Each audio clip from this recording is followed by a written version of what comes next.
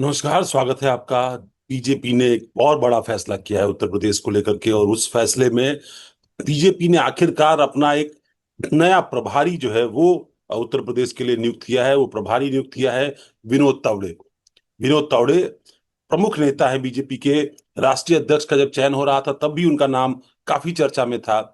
उनका एक लंबा पॉलिटिकल बैकग्राउंड है, अखिल भारतीय विद्यार्थी परिषद से लेकर के और फिर युवा मोर्चा और फिर बीजेपी के मुख्य संगठन तक। वो हाल में ही अभी नई जो टीम बनी है कुछ घंटों पहले, उसमें राष्ट्रीय महासचिव के तौर पर भी चयनित किए गए हैं। वो दो नेताओं में शामिल है जिनको राष्ट्रीय महासचिव के पद पर बरकरार रखा गया है। पहले सुनील बंसल और दूसरे विनोद तावड़े। और विनोद तावड़े महाराष्ट्र के रहने वाले हैं, बेहद महत्वपूर्ण नेता हैं। बिहार का प्रभार उनके पास था। और हाल के दिनों में अगर आपको याद हो तो उत्तर प्रदेश में जब संगठनात्मक बदलाव हुए, यानी जब संगठन की संरचना की जा रही थी, नए प्रदेश अध्यक्ष का चयन किया जा रहा था, मंत्रिमंडल का पुनर्गठन हो रहा था, इन तमाम गतिविधियों में भी विनोद तावड़े बहुत सक्रिय रूप से भूमिका अदा कर रहे थे। अब थोड़ा जान ले कि विनोद तावड़े के बारे में। अब ये महाराष्ट्र में मंत्री भी रहे हैं। 2014 में महाराष्ट्र में जब बीजेपी की सरकार बनी तो देवेंद्र फडणवीस की सरकार में कैबिनेट मंत्री के तौर पर भी विनोद तावड़े ने काम किया। वो स्कूल शिक्षा, उच्च शिक्षा, खेल, युवा विभाग और सांस्कृतिक मामलों जैसे महत्वपूर्ण विभागों के मंत्री के तौर पर उनके मंत्रिमंडल में शामिल थे। संगठनात्मक दायित्वों के रूप में उनका प्रमुख दायित्व जो है वो बिहार के संगठन प्रभारी के तौर पर था, जहां पर बीजेपी कामयाब रही। चुनाव में एक तो बड़ी सफलता राजनीतिक मिली, उनका गठबंधन सत्ता में वापस आया और फिर आखिरकार बीजेपी ने अपने दशकों पहले, या यूं कहें कि आजादी के बाद बीजेपी का कभी बिहार के अंदर मुख्यमंत्री नहीं बना था। बीजेपी अपना पहला मुख्यमंत्री बनाने में बिहार के अंदर कामयाब रही, तो उसमें कहीं ना कहीं विनोद तावड़े की भी भूमिका रही। वो विधान परिषद में भी रहे, वो विपक्ष के नेता के तौर पर भी महाराष्ट्र में रहे। 3 बार विधान परिषद के सदस्य रहे। इसके अलावा 3 बार वो विधान परिषद में विपक्ष के नेता के तौर पर उन्होंने अपना कार्यभार देखा। अब जिस तरीके से उनकी राजनीति आगे बढ़ी है, 1980 से ही राष्ट्रीय स्वयंसेवक संघ से जो अनुसांगिक संगठन है एबीवीपी, उससे वो जुड़ गए थे और तब से ही वो लगातार सक्रिय राजनीति में कहीं ना कहीं सहभागी हैं। इसके अलावा राज्यसभा के सांसद ने, सब जानते हैं। तो उनकी महत्वपूर्ण भूमिका, और जिस समय मैं उनकी भूमिका की चर्चा कर रहा हूं, मुझे वो तमाम सारे नाम याद आ रहे हैं जो 2014 से खास तौर पर उत्तर प्रदेश के प्रभारी के तौर पर काम करते रहे। हालांकि पहले भी उत्तर प्रदेश में कई प्रभारियों को नियुक्त किया गया 2014 से पहले। अगर आप पहले की बात करें तो कभी अरुण जेटली हुआ करते थे, कभी और भी दूसरे प्रमुख नेता हुआ करते थे। लेकिन बीजेपी को लंबे समय तक उत्तर प्रदेश में कामयाबी नहीं मिल रही थी। 2014 में बीजेपी ने तय किया कि बीजेपी, अमित शाह राष्ट्रीय महासचिव बने थे केंद्र में, राजनाथ सिंह की टीम में। और 2014 में से पहले 2014 से पहले राजनाथ सिंह की टीम में अमित शाह जो है वो राष्ट्रीय महासचिव बने थे, और प्रभारी के तौर पर उनको दायित्व में मिला था उत्तर प्रदेश। और उत्तर प्रदेश का कठिन राज्य था, जिस राज्य में बीजेपी 2009 के चुनाव में बेहद निराशाजनक प्रदर्शन कर करके आगे आई थी। और उस प्रदर्शन के बाद अमित शाह को उत्तर प्रदेश का राष्ट्रीय महासचिव, पहली बार वो गुजरात से बाहर निकल करके आए थे राजनीतिक तौर पर, और वहां ही आते ही उनको उत्तर प्रदेश जैसा टफ राज्य दे दिया गया। लेकिन अमित शाह की रणनीति कामयाब रही, और अमित शाह ने 2014 के चुनाव में, आपको पता है किस तरह का परिणाम, यानी 70 से ज्यादा सीटें एनडीए जीत करके और केंद्र की सत्ता में तो बैठे ही प्रधानमंत्री बन गए नरेंद्र मोदी।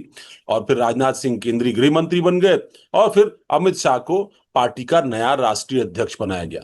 जब अमित शाह राष्ट्रीय अध्यक्ष बने तो अब लड़ाई उत्तर प्रदेश में 2017 के विधानसभा चुनाव की थी। उत्तर प्रदेश में एक बड़ा बदलाव किया गया। अपेक्षाकृत युवा केशव प्रसाद मौर्य को बीजेपी का उत्तर प्रदेश का अध्यक्ष बनाया गया, और जो उम्र दराज थे लक्ष्मीकांत वाजपेयी, उनको फिलहाल किनारे किया गया। वो आगे चुनाव लड़ने की प्रक्रिया थी, उनको विधानसभा चुनाव लड़ना था, लेकिन हालांकि वो 2017 का चुनाव हार भी गए। अब 2017 में जब केशव प्रसाद मौर्य एक तरफ आए तो दूसरी तरफ ओम प्रकाश माथुर, विश्वस्त नेता, प्रधानमंत्री नरेंद्र मोदी के काफी भरोसे के नेता थे, राजस्थान से आते थे ओपी माथुर, और उनको जिम्मेदारी दी गई। वो कई बार गुजरात के प्रभारी रहे, महाराष्ट्र के प्रभारी रहे, कई सारे राज्यों में। वो कहते हैं कि ओम माथुर के बारे में कि जिस राज्य को आप उनको दे दीजिए उस राज्य में ही वो कमल खिला करके लौटते थे।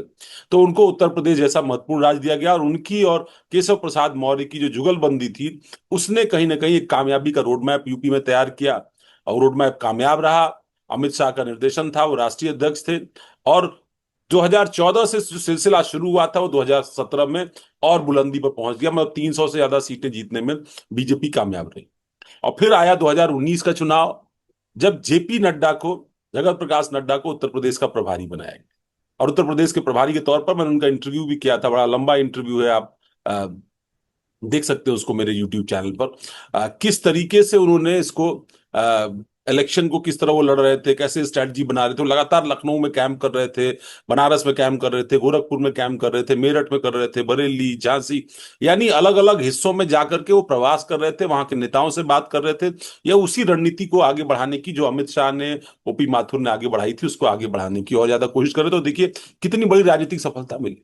राहुल गांधी अमेठी से चुनाव हार गए, केवल एक सीट कांग्रेस पार्टी जीत पाई, और वो जीत पाई सोनिया गांधी। और तमाम बड़े गठबंधन यानी सपा बसपा के बड़े गठबंधन के बावजूद वो महागठबंधन जिसके सियासी समीकरण को अद्वितीय माना जा रहा था, अभेद माना जा रहा था, वो भी महज 15 सीटों पर सिमट गया। बीएसपी को 10 सीटें और समाजवादी पार्टी केवल 5 सीटों में सिमट करके रह गई। इन परिस्थितियों के बाद फिर जगत प्रकाश नड्डा, आपको पता है कि राष्ट्रीय अध्यक्ष बने बीजेपी के। मैं आपको एक कहानी इसलिए सुना रहा हूं कि आप संदर्भ देखिए ना, कैसे कैसे दिग्गज बीजेपी के लिए उत्तर प्रदेश से जुड़े। तो उत्तर प्रदेश से जुड़ना ये कुछ साधारण बात नहीं है, और सिर्फ साधारण बात ही नहीं है, यहां से जो रास्ता जाता है वो बहुत आपको ऊंचाइयों तक लेकर के जाता है। ठीक है, विनोद तावड़े इस बार रेस में आगे नहीं जा पाए, यानी अध्यक्ष नहीं बन पाए, पर कहते हैं कि मतलब कभी भी कुछ भी हो सकता है ना राजनीति में। आज आप इस भूमिका में, कल किसी और नई भूमिका में होंगे। भाई ओपी माथुर भी कोई बड़ी भूमिका नहीं ले पाए, पर अमित शाह और जेपी नड्डा तो बीजेपी में सर्वोच्च स्थानों तक गए। तो ये भी एक उदाहरण देखना पड़ेगा। ओपी माथुर नहीं गए, ये भी एक उदाहरण है, बात सही है। अब वो राज्यपाल है सिक्किम के। आपको इससे मैं इतर लेकर के चलता हूं। अब आप इसमें नई चीज जोड़ लीजिए। अब जब जेपी नड्डा ने 2019 का चुनाव जिता दिया, अब 2022 की बारी आई। 2022 में संगठनात्मक तौर पर धर्मेंद्र प्रधान, चूंकि केंद्रीय मंत्री थे, उनको ही उत्तर प्रदेश में लगाया। और उत्तर प्रदेश का पूरा समूचा जो व्यूह रचना थी, चूंकि वो युवा मोर्चा में रहे थे, स्वतंत्र देव सिंह, दया शंकर सिंह, तमाम सारे लोग उनके साथ युवा मोर्चा में काम करते रहे। ये पूरी टीम जो है वो काम करती रही। 2022 में योगी आदित्यनाथ के नेतृत्व में उत्तर प्रदेश में चुनावी सफलता मिली, और एक बार फिर बीजेपी की सरकार बनी। ये भी अपने आप में रिकॉर्ड। बाद में 2024 के चुनाव के दौर में विजयंत पांडा, जो उड़ीसा के लोकसभा के सांसद हैं, उनको मौका दिया गया, उनको प्रभारी बनाया गया। लेकिन चाहे अपने स्वास्थ्य कारणों से या लोकसभा चुनाव वो शायद लड़ रहे थे उड़ीसा की किसी सीट से, इस नाते वो अपना दायित्व बीच में ही छोड़ के चले। मतलब वो लौटे ही नहीं फिर उत्तर प्रदेश। मुझे लगता है एक दो रिव्यू मीटिंग्स को छोड़कर के उन्होंने कोई, तो 24 का चुनाव बगैर प्रभारी के ही बीजेपी ने लड़ी। मतलब नेता भेजे गए, पर औपचारिक तौर पर जो प्रभारी होता है वो प्रभारी कोई नहीं थे। और तब से लेकर के अब तक ये वैकेंसी खाली थी। बार बार चर्चा होती थी कि कोई बनेगा, ये बनेंगे, वो बनेंगे, लेकिन फाइनली विनोद तावड़े का नाम आ गया। विनोद तावड़े अब प्रभारी के तौर पर जो है वो काम करेंगे। और उम्मीद बीजेपी को बहुत होगी कि तीसरी बार उत्तर प्रदेश के अंदर सरकार बनाने की भूमिका जो है वो कहीं ना कहीं अदा कर पाए। और इसके साथ साथ जो और बदलाव हुए हैं, सतीश पुनिया बहुत ही भरोसेमंद व्यक्ति हैं अमित शाह और प्रधानमंत्री नरेंद्र मोदी के लिए। हरियाणा का प्रभारी उनको बनाया गया था। वो चुनाव विधानसभा का हार गए थे, काफी उनका मनोबल जो है वो गिरा हुआ था, काफी डाउन थे, लेकिन बीजेपी ने उनको हरियाणा का प्रभारी बनाया। संगठनात्मक कौशल उनका बड़ा मजबूत है, इसलिए पार्टी ने उनको राज्यसभा भेजा। और अब जो नई टीम नितिन नवीन की बनी, उसमें राष्ट्रीय महासचिव बनाया है, और पंजाब जो इलेक्शन स्टेट है वहां का उनको प्रभारी बनाया है। तो सतीश पुनिया का चयन भी एक महत्वपूर्ण चयन है, खासतौर पर हरियाणा जैसे राज्य में। देखिए फिर सरकार बना दी उन्होंने, लगातार सरकार बन रही है, तो ये एक बड़ा बदलाव जो है वो राजनीतिक तौर पर है। गुजरात 2027 के आखिरी में वहां भी चुनाव होना है, और यहां तरुण चुग को लगाया गया। सांसद हैं वो राज्यसभा के, राष्ट्रीय कार्यालय प्रभारी हैं, और अब उनको एक नई भूमिका में वहां पर तैनात किया गया है, नई भूमिका दी गई है। तरुण चुग कार्यालय प्रभारी हैं। साथ साथ अब जब गुजरात के प्रभारी होंगे तो आप समझिए गुजरात होम स्टेट है प्रधानमंत्री नरेंद्र मोदी का, अमित शाह का। और ऐसे में वहां का प्रभारी तो जाहिर सी बात है कि बेहद भरोसेमंद व्यक्ति होगा जिसको ये जिम्मेदारी दी जाएगी। तो ये बड़े चयन, बड़ा फैसला आपसे थोड़ी देर पहले बीजेपी ने जारी किया।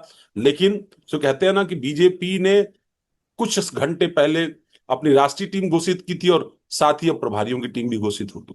अब और भी जो दूसरे पदाधिकारी हैं उनको क्या भूमिका दी जाएगी, इस बात को लेकर के भी इंतजार है। और माना जा रहा है कि अगले कुछ ही दिनों में, कुछ घंटों में ही शायद जो नई नेशनल टीम बनी है बीजेपी की, उसकी एक राष्ट्रीय बैठक भी जो है वो होने जा रही है। उस बैठक में क्या कुछ फैसला होगा, किसको क्या दायित्व मिलेगा, इन तमाम चीजों का विश्लेषण भी हम आपके सामने जल्द करेंगे। बहुत बहुत धन्यवाद। नमस्कार।